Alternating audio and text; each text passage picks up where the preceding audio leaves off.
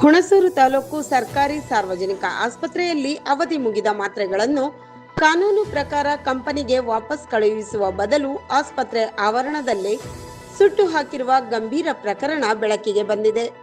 ಸುಟ್ಟು ಕರಕಲಾದ ಮಾತ್ರೆಗಳ ರಾಶಿಯ ಇದಕ್ಕೆ ಸಾಕ್ಷಿಯಾಗಿದ್ದು, ನಿಯಮ ಉಲ್ಲಂಘಿಸಿದ ಅಧಿಕಾರಿಗಳೇ ನೇರ ಹೊಣೆ ಎಂದು ಸಾರ್ವಜನಿಕರು ಆರೋಪಿಸಿದ್ದಾರೆ.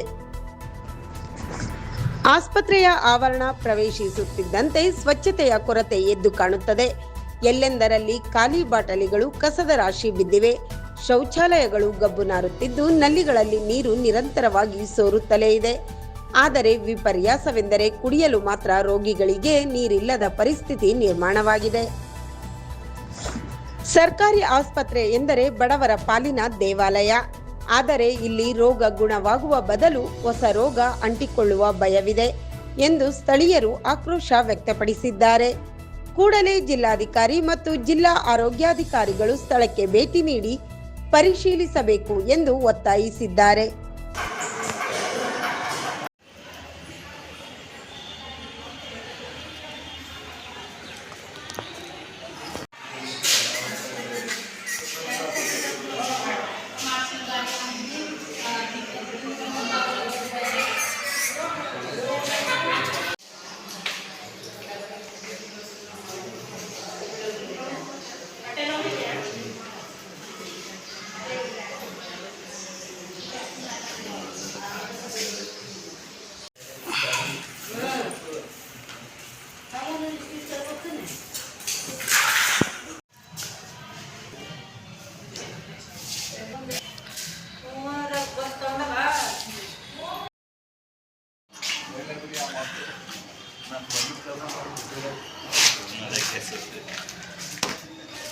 ಇಲ್ಲೇ ಎಣ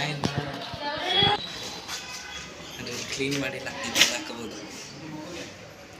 ಸ್ವಚ್ಛತೆ ಇಲ್ಲದ ಕಾರಣ. Incoming voice call from +91.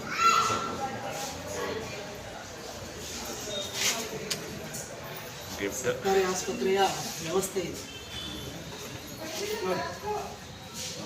ಗೊತ್ತಿಲ್ಲ.